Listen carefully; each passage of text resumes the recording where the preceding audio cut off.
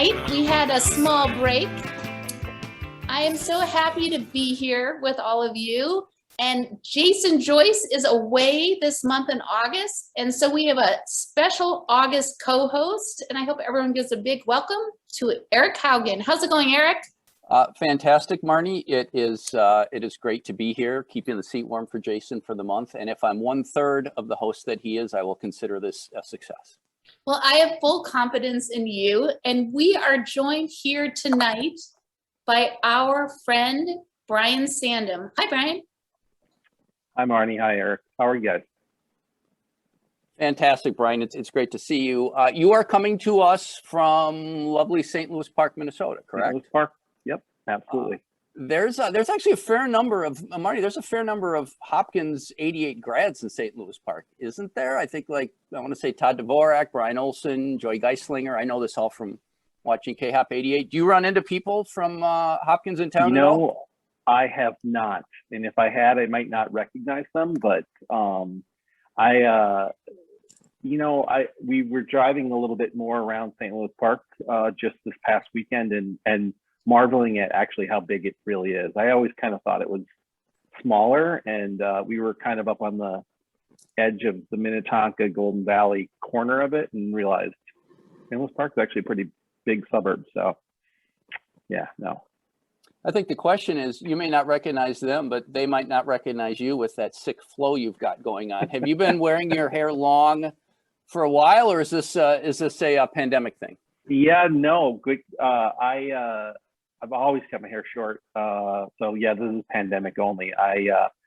My last haircut was January 2020. Yeah, so I never grew my hair out in high school or college or post-college. Maybe a little mullet through college, but never the full on. And I haven't put pants on in 2 years either. So wait a second. What have you been wearing instead of pants? Shorts, sweatpants. Okay. If you can call sweatpants pants, I suppose you probably could. I haven't put trousers on. I haven't put going out pants. I haven't put going out pants on in 2 years. So I did. I should correct myself. My wife did make me put a pair of jeans on when I tried to sneak out the door for something in my performance sweatpants. I thought I could get away with it, but she said no. Yeah, the whole athleisure thing, right? Yep. Well, and Brian, you did something really interesting during the pandemic. You and your wife Lynn actually worked remotely from a couple of different cities for like an extended period of time, right? You got your company's blessing and went ahead and did that. We did.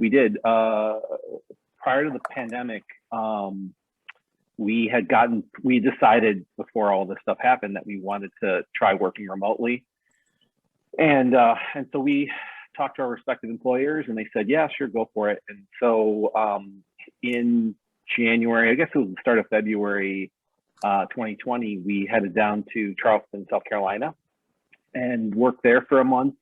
And then we moved on to Naples, Florida, and we're in Naples for sort of the second month of our time. And of course, that's when the pandemic hit and cut our trip short a little bit. So we headed home after that. So not a great experience. I mean, I guess it was good for the first month and a half or so, but then we decided to hightail it out of Florida. And then this past year, having kind of learned our lesson, we decided, well, maybe we'll just shorten it. And we went down to Austin, Texas for a month because I had lived there for a few years post-college. And so we got down there at the beginning of February. And I think after a week, the ice storm hit down there. And the house we were renting, we lost the power, we lost the internet, the water pipes froze and then burst. So yeah, we had to pack up and leave Austin after a week when we had planned to stay for 4 or 5 weeks. So we have not had good luck with this remote working business. I'm a little distracted because our beloved guidance counselor, Ramon Reina, is trying to join the show, and I'm just wondering if we should be spontaneous and have him click into the Zoom. Would that be all right with you guys? Sure. I'm Okay, down. I'm gonna send him the link. Keep going. I'm not distracted. All right. Brian, what did I want to ask about the, I lost my train of thought. Well, I'm curious, you know, like you said, you lived in Austin for a while, you came back to Minnesota, you moved out to New York for a while, you know, you've lived both in the Twin Cities and a few different places. And, you know, it's funny, sometimes you try and talk to friends who've been in Minnesota ever since, you know, college, and you say, well, how's the place changed? And they say, well, I don't know. Because, you know, when you live someplace, it's so gradual. I'm curious to get your thoughts. How have the Twin Cities overall changed? And your parents still live in Minnetonka, I believe. How is sort of Minnetonka, that Glen Lake area, changed? What have you seen? Yeah, I mean, obviously 30 plus years, it's changed quite a bit. I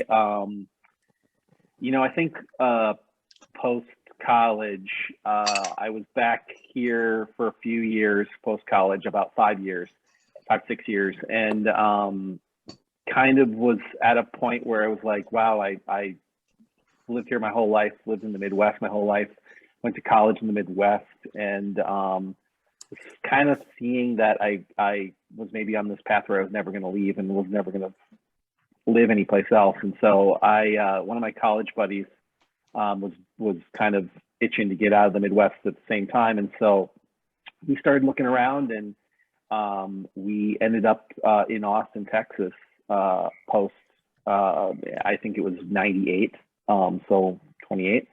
So we went down and lived in Texas for 4 years, and that was great experience. Great to get out of the Midwest finally, and go through that whole thing, changed careers, and just really embraced it, really enjoyed being in Texas and whatnot. It was a little bit, you know, the opposite of Minnesota. You know, the summers are so hot down there. So it was trading the cold weather for, you know, 100-degree temperatures every day in the summer, and really spending your time inside unless you were in a lake or pool or water of some kind. So it's good to get an experience and do that. And then when I was down there from 98 to 2002, and when the I think it was a .com bubble burst in 2001, all the friends that I'd made over the 3 or 4 years I was there lost their jobs and eventually left Austin because they had to go find work elsewhere. And I was lucky enough to find another job, but I was kind of like, well, Austin lost its allure for me. I didn't really want to start over with you know, finding new friends. And my college buddy was in a serious relationship and moving with his fiance to Louisville, Kentucky, or Louisville.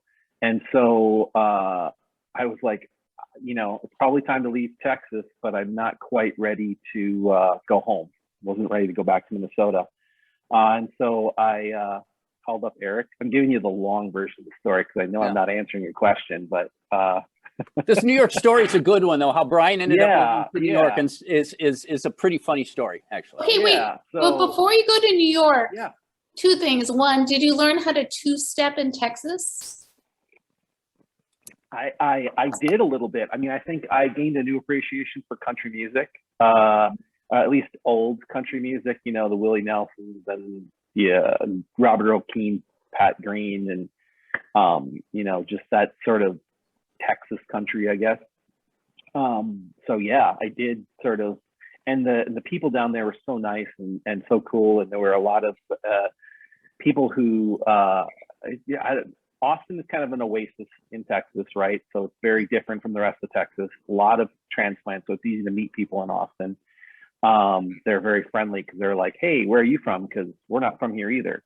But then the people that were from Texas and living in Austin were so cool and just, you know, had a very, I guess, limited worldview, very much like, you know, I guess in school down there, they're taught Texas history before they're taught U.S. history. Sure. So they really don't have a concept of outside of Texas. It was good. It was fun. Was your second question? Right. Yes. The second thing I wanted to say is that we are joined here by Ramon Reina. Ramon, can you hear us? I see Riri. Ramon? Yes, I can hear. Awesome. Brian, How are you? somewhere in my house, I have a Todd Ames band t-shirt. Perfect. I was wondering if I send it to you, could I get it autographed? Maybe it'd be worth some money. It's possible. It's possible. I might be able to make that happen. I had one of those for years, and I think I probably wore it until it disintegrated. So, well, I have not worn mine because I think it's a medium or something. Right. Whatever was left, right. small or medium. And so, you know, I probably folded in some place around. I'm sure I could probably get that signed for you, but that's great that you still have that. How are you? I am well, but you need to answer Eric's question Yes. about how you got to New York. Thank you, Ramon. Yeah. So like I said, my friends were leaving Austin. My college buddy was leaving Austin, and I was in a relationship that I was pretty nearing the end, and so I called up Eric, and I knew he was living in New York, and I said, hey, can I come visit you? And so he said, sure. I went up there, I think in February of 2002. I think so. Not too long after 9/11. And I was there for 3 days, I think, and had the best weekend with Eric. Like he showed me everything. And I always had this very romantic idea of New York. It was always someplace I wanted to go, wanted to live maybe. But you know, he showed me things that I was like, this is perfect. This is better than what I imagined. And so I was kind of like thinking about can I move here? What would I do? Could I find a job? And I had sort of been looking to see if I could find jobs up in New York, but at that time, they weren't looking for anybody who wasn't in New York, right? This was way back in the early days when you had to actually live in New York, have a New York address to be even have your resume looked at. And so while Eric and I were wandering around New York, I think we were in Soho early in the day. He was showing me around there, and were we walking by a restaurant? I think we were on the outside walking by a restaurant, and somebody knocked on the window. Yeah. Is that right? I think so. And it was Amy Fredrickson. Amy Fredrickson. So she spotted Eric, I guess, walking down the sidewalk as we were walking by. And so we went in to chat with her, and she was with a couple of other guy friends. And we just sat down and we're talking to them. And I started talking to the guys, and I was telling them that, you know, I was here kind of checking out New York and kind of thinking about moving up here, but wasn't really sure how to pull the trigger, what I would need to do, how I'd find a place to live and all of that. And one of the guys said, well, if you're serious, we have a roommate who's moving out at the end of the month. And so you could just take his room in our place, and we just live around the corner from here. And I was like, God, I don't know if I can commit to something like that. And they're like, well, our lease is up in August, and this was February. So like, you only have to commit to like 4 or 5 months. And so it's like, okay, if you're serious. And I got his number, and I was like, okay, let me think about this. And I went home and broke up with my girlfriend and packed my stuff up and called him up and said, hey, I'm coming up to New York. So I moved to New York. I quit my job. I had a weird thing where there was some, I worked for Prodigy, which was bought by Southwestern Bell. And so there was some money there that I got for quitting, or some options or something like that. And that like funded my moving to New York without having a job. So I moved to New York without a job, moved in with these guys I didn't know, and proceeded to live out my New York dream. I looked for jobs while I was up there, got a little distracted. Todd Ames called me up and he said, let's go to Italy. And I was like, okay. So we went to Italy for a couple of weeks. Todd Ames and you went to Italy? We did, yeah. Okay, tell us more This about, was 2002. Yep. and what inspired the trip to Italy?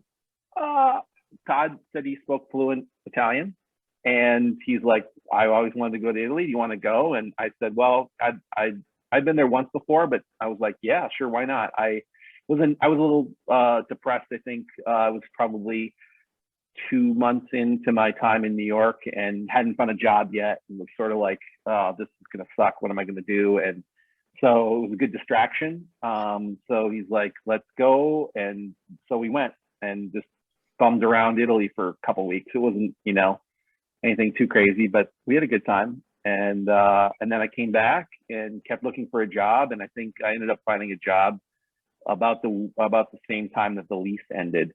And so I was able to stay because I had a job. So I was able to sign another lease with these guys and stayed with them for 3 more years. And I met my wife, Lynn, in New York at the ad agency I worked at. So it was a good thing. It was a great, I mean, living in New York was amazing. I absolutely loved it. But on top of it, I met Lynn, and she wanted to go to chiropractic school. And there's only like 4 or 5 or 6 of them in the country. And one of them happens to be in Twin Cities, in Bloomington. And so she checked them all out, and I went with her when she went to check out the Minnesota one. And so I said, if you end up choosing the Minnesota one, I would come back with you. And so she did, and we came back here, and I'm back in Minnesota finally. I think this was Brian, 2004 or 5. Your 15th anniversary is this month, isn't it? You guys got Yeah, married yeah. in Colorado, right? Yeah, Telluride. Well, congratulations in advance. Thank you. I don't know if you could see that. And so Lynn was not a Minnesotan. He's from New Jersey. And so how does Lynn feel about Minnesota? It's a great question, Marnie, because when we came back here and she went to school, she had a hard time actually at first. She experienced that sort of Minnesota nice standoffishness, that people from outside often get.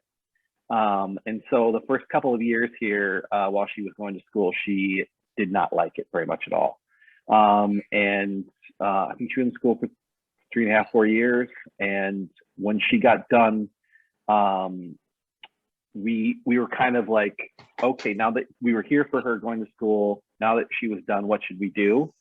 And because she was like, I don't know how I feel about Minnesota. The first couple of years were pretty rough. I think she had gotten better the last couple of years before she got done with school. And so she was looking for a chiropractic practice to work at or to purchase. And we decided that we would look outside of Minnesota, since she was kind of like, I'm not from here and I'm not sure how I feel about Minnesota. And so we found something actually in New Hampshire. And so we bought a small chiropractic practice in a little bedroom community kind of horse farm, hobby farm place called Hollis, just outside of Nashua. And we ran the business together. I went from working at corporate Target to working the front desk of a chiropractic office for a couple of years. So we did that, and then about 1.5 years in, we were like, what did we do? We were both homesick, and coincidentally both from Minnesota. Is as beautiful and wonderful as it was to be in New Hampshire, there just wasn't, Eric had, I think, recently moved to Massachusetts, to Bedford, I think. Yep. And Yep. And I had a couple of other college friends that were out in the area, but like everyone was far enough away that we didn't see them very often. And the people that we knew in Hollis were all chiropractic patients of my wife's. And so we couldn't really be friends with them. And so after sort of traveling around the Northeast for a while, we sort of were like, okay, this is just like, we're just homesick. We want to see family and whatnot. And My niece and nephew were at that point, 5, 6, 7 years old. And so we decided to sell the practice and move back to Minnesota. And I think that was where, to your earlier question, Lynn went from not really vibing with Minnesota to loving it and wanting to go back. And since we've been back here since 2009, and she loves it and would never go back to New Jersey. Absence makes the heart grow fonder sometimes. Absolutely. Well, I wanted to thank everyone for watching. Brian, we have a bunch of people watching. We have Troy Finn, Jason Fisher Burnick, Monica Gillen, Troy Finn, and Chad Alt has a comment for Lynn. Ask Lynn if Jeff Novak was one of her teachers at the school. He is my cousin. Okay, I will definitely ask her. Thank you.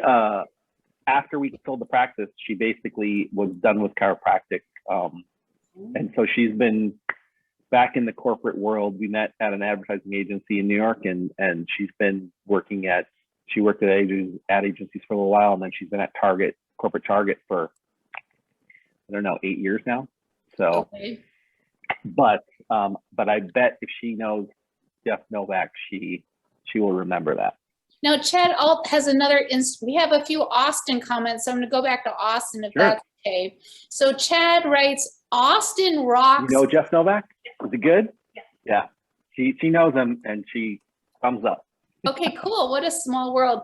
Chad also writes, Austin rocks peculiar smell, though. Do you know what he's talking about, Brian? Yeah, no, I don't.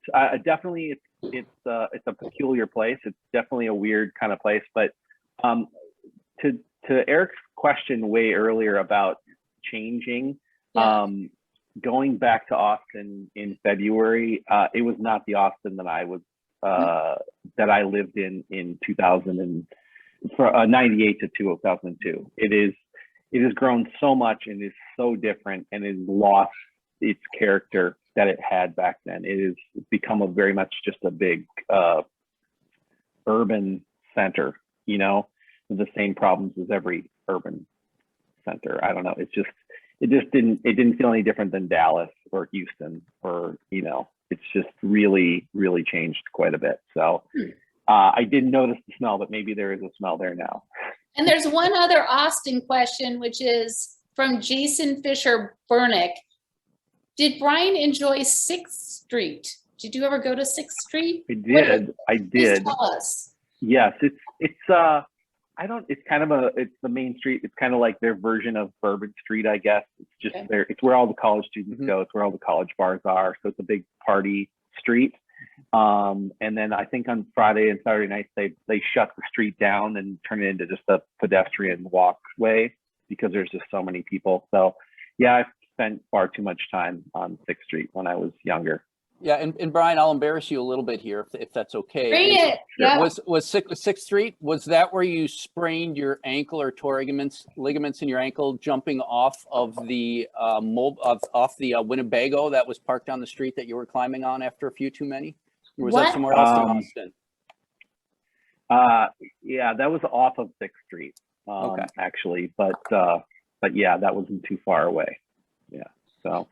Thank you. Well, Chad chimes in, the smell might be related to all of the bat guano. Would you explain where the bats in Austin are? So one of the Congress Avenue Bridge is where the bat colony returns every March, and I don't know if it's there until the fall or whatever. But it's actually pretty cool because this bat colony, I think it's 3 or 4 million bats live underneath the bridge, and every night at sundown, they all sort of pour out from underneath the bridge at the same time. So it's pretty cool. Crowds gather and you just stand and watch like thousands and thousands of bats exiting the cracks of the bridge at the same time. So it's insane. And then of course there's very few mosquitoes in Austin thanks to the bats. So. That's interesting. My daughter-in-law works for corporate Target. And I think that what did you say your wife does? She's in marketing there. She works on the loyalty program there, the Target Circle, I think. Yeah, I don't know what she does. I don't know what my son does either, but she works there, and it has to do something with advertising and relocating people. Oh, okay. All right. Cool. Yeah. There is a crazy number of people at Target. But yeah, it's a good place. I worked there. I had a couple different stints there. So it's a good place to work. Well, let's turn the tables back a few decades, if you don't mind. Okay, sure. And since Ramon is here with audio, I'm just wondering, Brian, do you have, we're surprised Brian with this whole situation. Brian, do you have any memories of Ramon and how he might have? Oh, come on now. I remember having some really good conversations with Ramon in his office about various things. So yeah, I just remember him being a great adult to talk to at Hopkins High School. You know, when there really wasn't a lot of, you didn't really have those kind of conversations and those relationships with teachers. At least I didn't. But I remember Ramon being incredibly respectful to myself and all of us, really, and just, you know, being a really easy person to talk to, and he was very very kind, but also very honest with us. So I really appreciate that, and I remember it very fondly. Thank you. Yeah, I we had a lot of conversations, right? Beneke and I have a CD from Beneke's party after graduation. The farm party? Yes, And I believe you were there. I can't remember if I was there or not.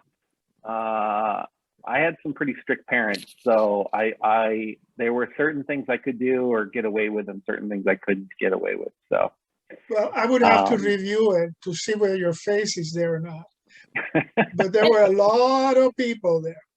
And Ramon, are there photos on the CD or there? No, it's a video. Oh, a video. Yes. Wow, and that's impressive that you have a video of that.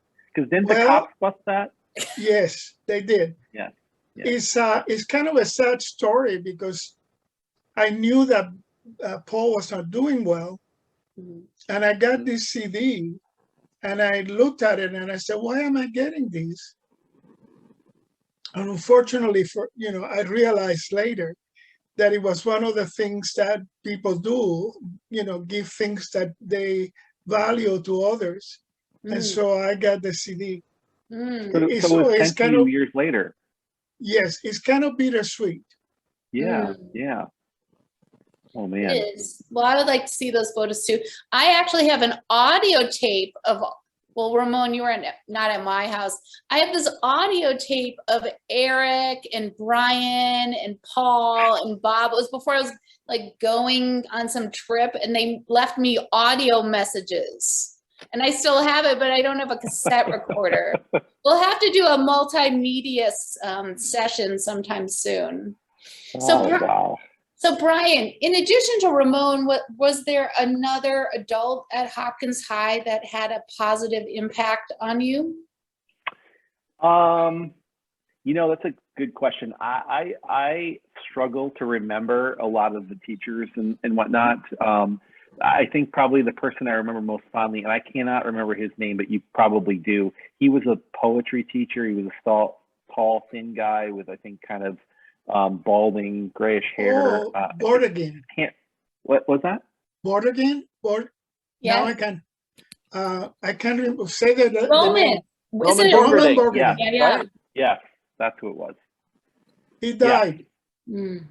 I'm sorry to hear that, but yeah, I remember him and really liking him and feeling like he was a positive influence. I just really, he was kind of a gruff guy from what I remember, but he was really really smart and kind of got me interested in literature and stuff. So Very good teacher. I asked him once if he would allow me to go into his classroom and listen, and he did. So I would walk in his classroom and I would sit in the circle and listen to his asking absolutely wonderful questions about the reading.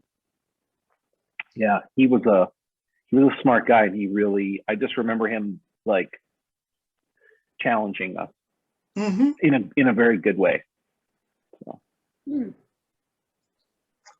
So Eric, I have a question for you. Yeah. Are you doing any broadcasting anymore or not? I mean, I am not on air, but you know, for other than the time I lived in New York and you know, managed to bring Brian out there. I mean, I've spent my entire career in sports television, but I'm more behind the scenes in production, and I work a lot more in my current job with on the business side of things. So it's still technically sports broadcasting, but you can't turn on a TV and see my face. Thank God. Well, see, now we have you on KHOP88 in August. It's awesome. Back Turn on on air. YouTube, right? You're one of the not that many students who walked in the office, my office, and knew exactly what you wanted to do. Oh. You were going to be in sports broadcasting. You were going to go to Princeton. You were going to work in that field. And I remember you determined to do that. Well, yeah, thank you. You know, and I remember when I was on, you know, I did a show with Brian with Marnie and Jason. I guess it was last year before Christmas, and yeah, we talked about that a little bit. And I said I'm really lucky. I'm really blessed to be able to have, you know, done what I've been able to do to, you know, to earn, you know, take care of my family and to put money in the bank. You know, and it's funny. You can give me a loan. Well, no, TV doesn't pay that well, Ramon. That's the challenge. But no, it's been a good ride. It's to be clear, it's still a job, right? It's still work, but you know, the subject matter is fun, and I'm continuing to learn. I mean, the industry is changing so much, you know, with streaming and everything else. We're kind of trying to stay one step ahead of it, but. Now, Ramon, your son's name was Nicholas, I believe, correct? My goodness, yes. How old is he now? Because I remember, you know, you talking about, you know, making it sound like he was this little pipsqueak. I mean, he's got to be how old right now? Well, he was a pipsqueak, but now of course, he's going to be 40 in September. Wow. And he has 2 kids, my 2 adorable grandchildren. Of course, every grandfather says that. He's doing well. And so Erica, my daughter, who's a couple of years younger, is, believe it or not, a school social worker. And right now she's traveling in Iceland. Oh. She just decided that she wanted to go to Iceland. So she left about 4 or 5 days ago, rented a van, and is camping and traveling around the island. Takes after her father. Wow. It would be a nice time to visit Iceland for a northern, summer there's daylight all day and night, right?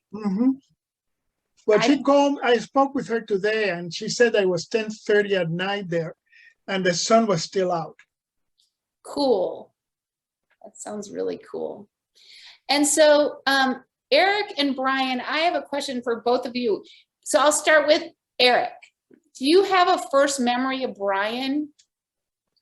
Like how old, like what grade were you when you became friends? It's funny, Brian and I didn't become, and you know, I think we've talked about this a little bit. Brian and I didn't become friends really until, it was funny because I kind of felt like into middle school, I kind of had a different friend group in 7th grade, and then in 8th grade it was different. And we both went to West. We both went to West, yeah. Yes. Yeah. And I guess I knew sort of, you know, who this guy was, but I don't, you know, we didn't become friends until junior year, and that was when I kind of, you know, sort of settled into the, you know, the friend group that I mean, I'm still in touch with a lot of those people, which, you know, and it's just kind of funny how that worked out. And I think, you know, that group is very much or was very much, and still is very much my speed. But yeah, I mean, Brian, it wasn't until junior year, right? Although I think you said, I remember you were telling me we had PE together in 10th grade. And I remember you thinking, who is this jackass or something like that, right? And again, my memory of school, high school, middle school is very fuzzy, but I remember you being very, very cocky, very, very confident. Some might say arrogant. When I was young, like when we were like, you know, junior high school and then maybe sophomore year. And it wasn't until I got to know you junior year and really senior year that I realized you were completely, like, I was completely wrong about whatever I thought you were like or whatever. So yeah, because I changed friend groups like big time somewhere around junior year. Best thing I ever did. I mean, you guys were great. My memories of senior year are fuzzy, but I remember, and for years I said that was like the best senior year. I mean, I had such a good time. My grades definitely suffered for it, but my life did not. Now, Brian, what you know, you said you had strict parents, but I know you still managed, you know, like all teenagers, to have a little bit of mischief. Although I think you know, they were pretty good about figuring out. But there was one really kind of interesting way that your mother busted you coming home late after curfew one night. Can you relay that story to the audience? I think it's fantastic. Sure. Yeah, my parents are pretty strict. I usually had a midnight curfew, which I felt like was just when things got fun. And so I was always bummed out when I had to leave early, and occasionally I would push the limits. And the night in question here, I think I was coming home about 3 o'clock in the morning, and normally my parents were in bed by 10:30 after the news. And so even though I had a midnight curfew, there wasn't anybody like necessarily checking for me at midnight. And so it was 3 o'clock in the morning, and I kind of snuck in quietly into the house and was like, well, if I just sneak up into bed, they won't notice, and I'll say, yeah, I came home a little bit late, but whatever. And so I was really quiet. I didn't turn any lights on, and started to go towards my bedroom. And all of our bedrooms, mine and my brother's and my parents, were all upstairs.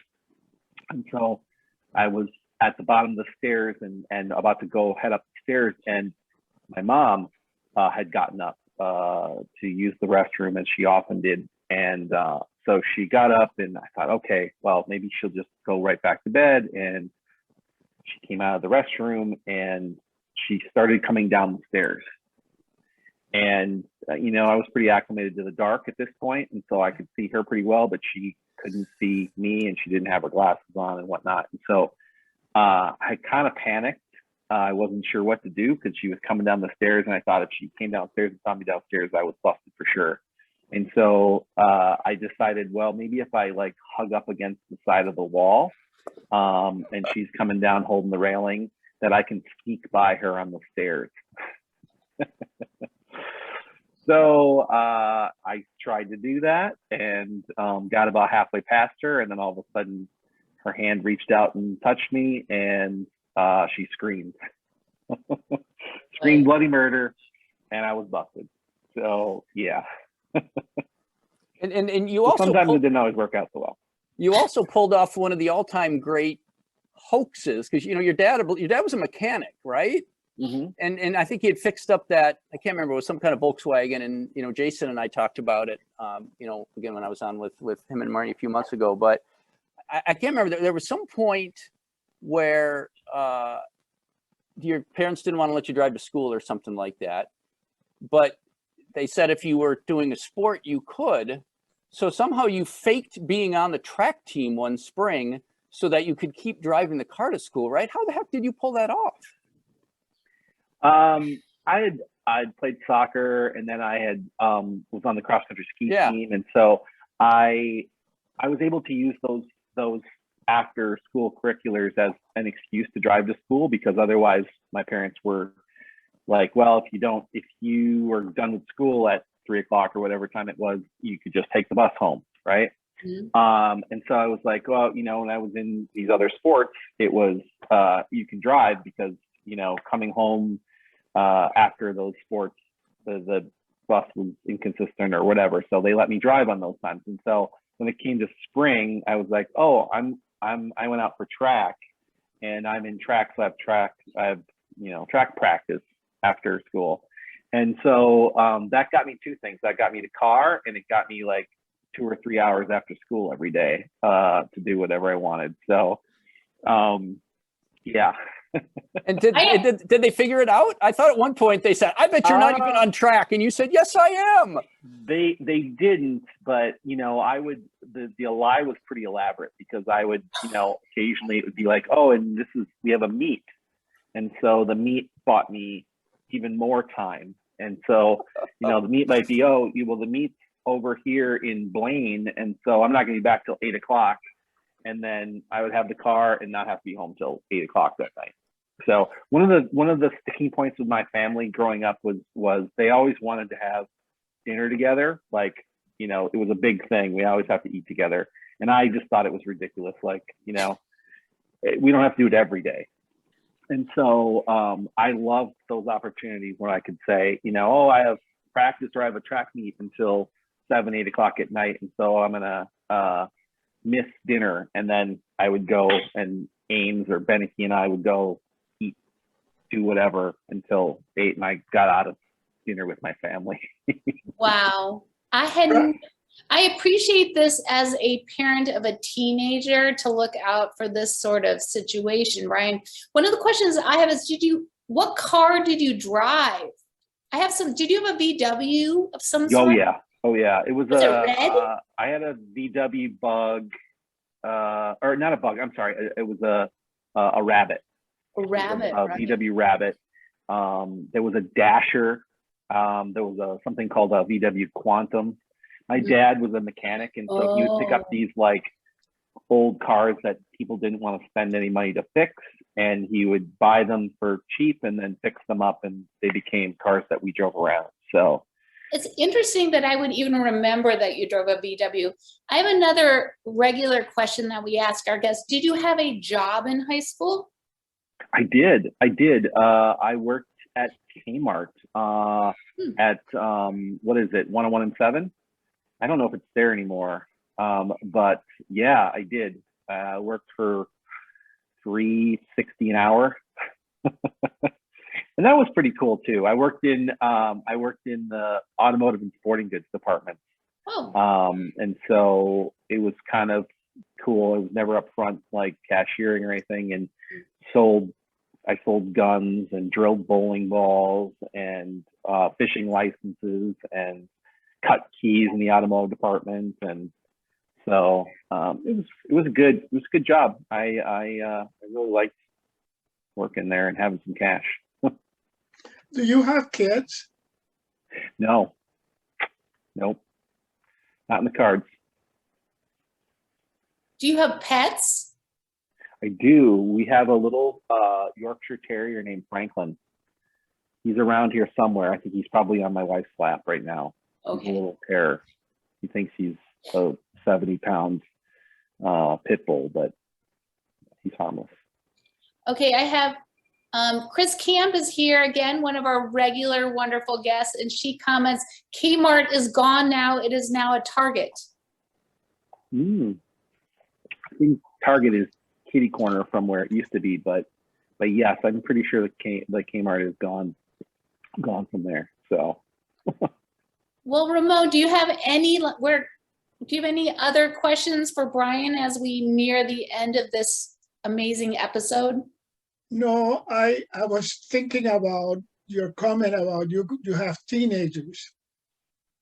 And, yes, I think Brian is maybe a good resource for you. I have some good, yes, I have some good suggestions.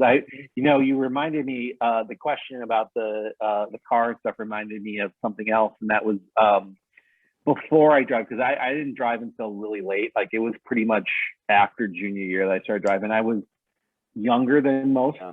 I think it was, I was a summer birthday, so I was on the younger side. And then on top of that, my parents again didn't let me get my license until I was almost 17. And so I relied on Paul Banachke to drive me around quite a bit. And he used to pick me up before I was driving. And since not only did my parents not let me drive, but they didn't really like me riding with friends. So he would just pick me up at the bus stop. So every morning I would walk up to the bus stop, which was literally maybe 100 feet off the end of our driveway. And then he would swing by in his Impala, and I'd hop in the car. 3 or 4 other people at the bus stop were like, "What the hell?" and drive off to school. And then Paul would drop me off at the end of the day, drop me off at the end of the driveway, out of sight of my parents, and I would come in from the bus. Okay, I have one last question, then I'll leave the rest to Eric. But one of the reasons why Jason and I started KHOP88 is we were thinking a lot about our friends who are no longer with us, like Paul and Megan Blonigan and Crystal and their children, and having memories for them too. So I do have a question about Paul's. Do you, Brian, remember the first time you met Paul or when you became friends? Yeah, Paul went to Gatewood Elementary School with myself and Joyce, and I met Paul at Gatewood. I think I started there in 2nd grade, and what I remember about first meeting him was he was always very entrepreneurial.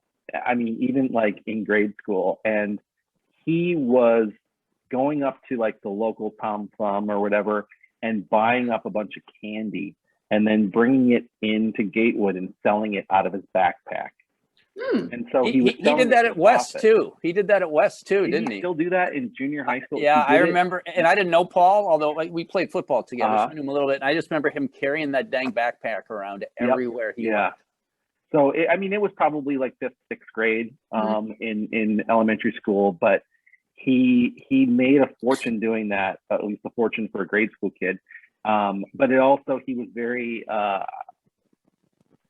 I just remember him being very like sensitive about it. Like he didn't, I don't know, it was one of those things that